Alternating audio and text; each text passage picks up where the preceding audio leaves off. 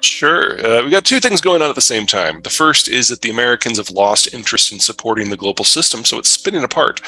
Even if we wanted to continue to play the role that we've played since 1946, our Navy has changed. We've got 12 supercarriers now and very few destroyers. We can't patrol the global oceans to protect commerce, which means that we have to choose who is safe and who is not, and we have a list. Most countries are not on it. Second, when the Americans created the globalized system back in the 40s, it allowed everyone to move off the farm and into towns and take manufacturing and services jobs. Well, when you move into town, you have fewer kids because instead of being free labor on the farm, they're now just really, really expensive pieces of furniture. And so you have fewer of them because adults aren't dumb. You fast forward that 70 years, and we've got 70 years of demographic destruction that is now all coming to a head.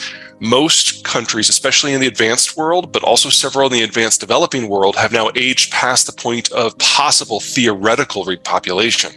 So it's not just that we're running out of consumers and producers, it's we're running out of capital producers. And very soon, this moment of wealth that we've been living in since roughly 2000 is going to pass because those people who provided the consumption and the wealth are now moving into mass retirement.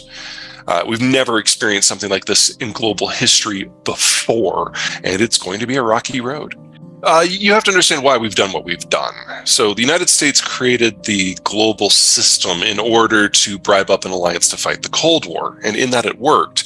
And we provided global naval patrol so that anyone could ship anything and work with any partner at any time and access any market. So for the first time in human history, your cargo ships didn't necessarily need a military escort. And that meant that we went from having a few dozen of them to a few tens of thousands of them over the course of the next 70 years. But since the Cold War ended, the United States has steadily changed its naval disposition.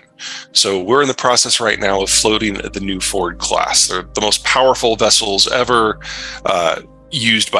it's the most powerful military platform used by any country in any era. We're going to have 4 of them.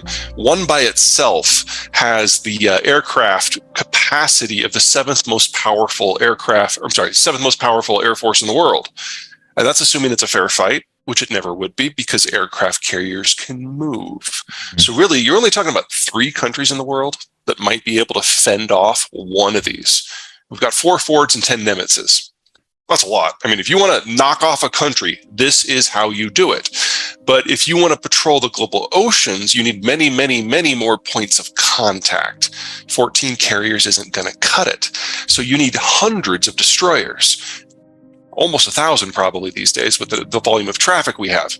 We have 70. So there's no theoretical possibility for the United States or any other country to take that role up. People like to talk about the Chinese having more ships than we do. Yes, but 90% of them are small and 90% of them can't sail more than 1,000 miles from the coast. So they're useless in trade management. Well, in the shorter term, we're probably going to have a series of military conflicts, much like the Ukraine war, when local regional powers, whether out of desperation or opportunity, decide to carve out their own new sphere of influence, with the Americans largely gone. The Russians are starting in Ukraine. That is hardly the end of the story. There's about a dozen countries that they're going to be going after, assuming they are not defeated in Ukraine. In the case of the Chinese system, it means a collapse of the manufacturing model. Even if Xi didn't have an incredibly destructive force of personality that was destroying manufacturing in the country in real time, and even if the COVID vaccine in China worked, and even if China had a demographic structure that could survive the decade, all of these are kind of non-negotiable at this point. But let's assume for the moment that these are not problems.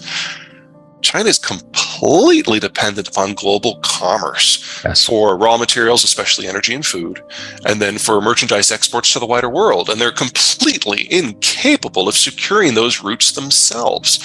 So best case scenario for China is probably an 80% reduction in their standard of living and probably reduction of their population by half. They're the country that is going to suffer most from the deglobalized system. And I'd argue that we're getting very close to that cliff edge right now. It was just a couple weeks ago that the Greeks and the Iranians were confiscating each other's ships. Yep. And, the Greeks do not play that game. So to have a minor power that registers a lot of vessels now starting to get in on trade, enforcement isn't the right word. Let's call it non-integration. Gives you an idea of how far this has gone. If you're looking for the next step, the Europeans are no longer allowing their insurance firms to insure cargoes of Russian oil. Right.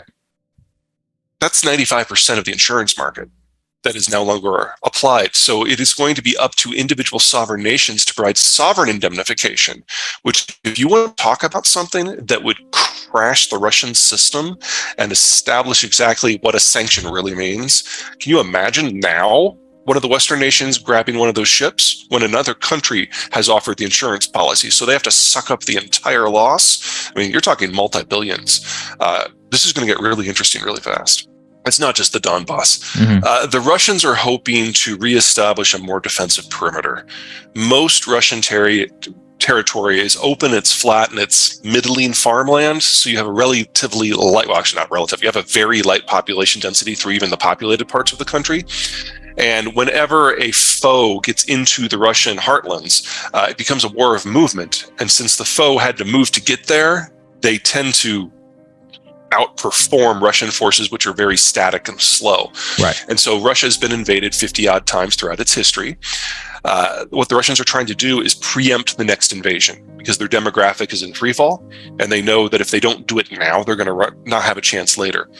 So they want to forward position forces in the access points that that are gateways to the Russian territories. Two of those gateways are on the other side of Ukraine. So it's not just that Russia is not going to stop until it gets all of Ukraine. Russia is not going to stop when it gets all of Ukraine, mm-hmm. which is one of the reasons why the NATO countries are so desperate to stop it here, because there's 5 NATO countries on the next list. Let me start by saying that Americans aren't happy unless we're stressing about something. So, when the Soviet Union fell, we found a new boogeyman. That's just how we are. It's one of our endearing quirks, in my opinion, because it means that we're always running a little bit faster than we would otherwise need to be, and that keeps us on our toes. But the story of China, the story of Korea, the story of Japan, the story of Singapore, the story of most of East Asia is globalization. When globalization allowed countries to move off the farm and into the cities, in Asia, it happened in mass. And in Asia, the density of the population pre-industrialization was the highest in the world. So in the industrialized era, we just got these mega cities that are absolutely dependent upon supply chains that stretch around the world. But that also means their demographic collapse is the fastest in the world. So Korea and China are by far the two that are furthest along. And the only way a country that has more people in their 60s and 50s and 40s than their 30s, 20s, and 10s is by exporting. So they absolutely have to remain integrated. And if something happens to that integration, they don't have an economic model. The problem that we're seeing in Japan and Korea, and to a far lesser degree Taiwan right now, is it's not just that they have more people in their 40s, 50s, and 60s, it's that the bulk of them are now on the very edge of retirement. And so they're not going to be able to maintain the productive system either. This all breaks this decade. That's when all of these countries age into mass obsolescence.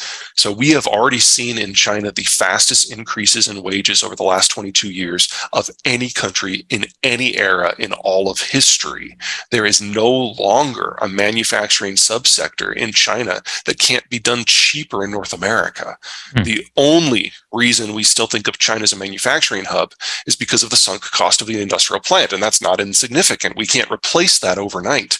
But every time something relocates from China, it has a better supply chain that's shorter, that's cheaper, that's closer to the end consumer and higher quality. So there's nothing left for the Chinese to excel at, and they're facing the demographic bomb at the same time. Familiar story in the United States that if we don't have somebody that we're stressed about, we start stressing about each other. And we all have seen in recent years how much fun that is. But it's part of our geography. When the United States was settled, for the first 150 years, it was just expanding into some of the best farmland in the world with the best navigable waterways in the world. So everything was just easier, and it got better every year for 150 years. We don't have a cultural framework built into our identity of threats. We expect everything to get noticeably better constantly. And so when it doesn't, we kind of lose our shit. 9/11 is a great example. Obviously, it was a tragedy, 3,000 dead, but as a side effect of our military interventions in the Middle East, we put the sharp end of American power on either side of every major trade and energy artery on the planet.